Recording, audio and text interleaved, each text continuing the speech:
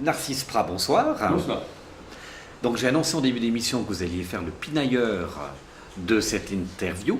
Vous nous avez écouté depuis maintenant, je pense, une trentaine de minutes.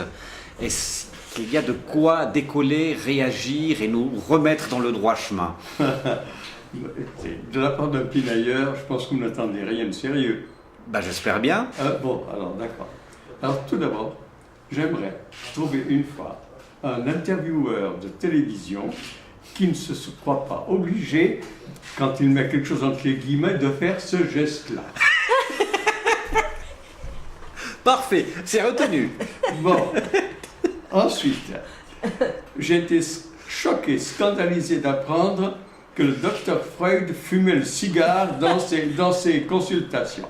Moi, si je vais chez un psy qui fume le cigare, je prends la fuite tout de suite, ne serait-ce qu'à cause des odeurs. Donc, du coup, le docteur Freud est descendu de quelques degrés dans mon estime. Vous allez virer Jung, vous, je le sens. Ouais. Ensuite, il a eu les cancers. Ensuite, j'ai une autre observation à faire. Ce qui est grave, très grave pour une psy, vraiment grave, c'est qu'elle s'occupe de la reine, mais elle ne s'occupe pas de la vache qui perd. Moi, j'ai vu des vaches qui perdent, je les ai vues pleurer. Ça peut lui faire des clientes. Ben, voilà. Alors ça, voilà, ça c'est mon autre regret. Parce qu'en fait, de vache qui pleure, moi j'ai vu une vache pleurer de rire. De chagrin. Non, pleurer de bonheur. De bonheur. Oui, parfaitement. Oh là, expliquez-moi ça. Ben, je te raconte. Oui. C'était à l'alpage de Tortin. Mon frère avait 5 ou 6 vaches, je ne sais pas combien exactement. Un dimanche, nous sommes montés en famille pour voir avec mon frère Nestor, pour voir ses vaches. Nous arrivons dans une forêt et c'est une vaste forêt qui s'étend depuis l'alpage, un des virages sur l'alpage de Tortin jusqu'à la Prince. Il y a la forêt, ensuite les pâturages. Donc il y avait grosso modo 200 vaches qui étaient répandues dans ce pâturage. C'était un grand pâturage. Arrive Nestor, on arrête la voiture et il appelle une vache. Elle s'appelle Venise. Du fond du troupeau, on a vu une vache traverser tout le troupeau, traverser le pâturage, traverser la forêt et arriver jusqu'à Nestor. Je ne vous mens pas, c'est vrai. Elle s'est fixée, arrêtée devant Nestor. Et elle s'est mise à pleurer. Je vous jure que c'est vrai. Tellement elle était heureuse de voir Nestor. Oui, parfaitement. Comme quoi, quand Gerda raconte que ce sont des boules d'amour et de tendresse, c'est vrai. Absolument. Vous l'avez vécu. Absolument, c'est vrai, oui. Alors, une dernière question, parce que j'ai juré qu'on ne faisait pas long. Hein, j'attends encore. De faire le pinailleur à l'intérieur de cet ouvrage, c'est-à-dire de lire ce que Gerda a écrit et de réagir à votre façon, ça a été aussi un grand plaisir, ça. Absolument, oui. Mais bien sûr, mais c'est-à-dire que je pense qu'il a dû y avoir des déconvenues pour Gerda venant de ma part, c'est-à-dire que il y a un aspect de la vache d'airain qui pour moi est primordial. C'est-à-dire qu'à l'origine, la vache d'airain a été choisie, sélectionnée pour les pâturages de montagne en raison de sa légèreté et de son aptitude à gravir n'importe quel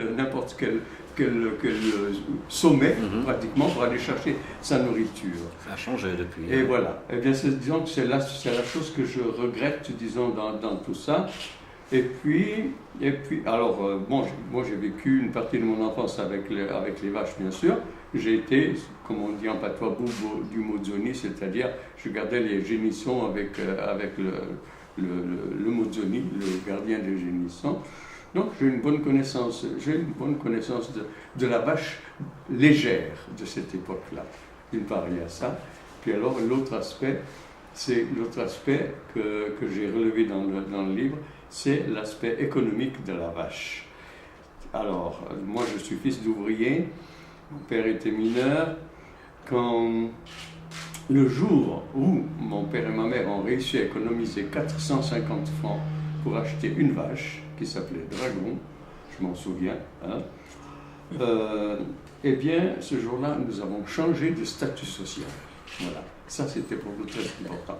Depuis ce jour-là, au lieu d'aller acheter le lait chez le grand-père hein, et la grand-mère, eh bien, depuis ce jour-là, nous avions le lait, notre propre lait. Alors, nous n'avions qu'un seul pré. L'histoire, il s'agissait de mener paître la vache dans les pâturages communaux. Et pour l'hiver, pour les foins, mon père allait faire les foins dans les clairières des forêts de la vallée. Voilà. Donc, voilà. Mais nous sommes devenus propriétaires. Ça a tout changé. C'était La incroyable. vache a bouleversé votre vie. Depuis ce jour-là, nous avons eu du lait à la maison, de notre lait à la maison, un peu de fromage à la maison, un peu de beurre, du petit lait, voilà. Et c'était très important. Gerda, vous allez avoir le mot de la fin. Ce livre est sorti maintenant depuis presque un mois. Dans les milieux concernés, comment il est reçu? Un peu avec scepticisme. Pourquoi?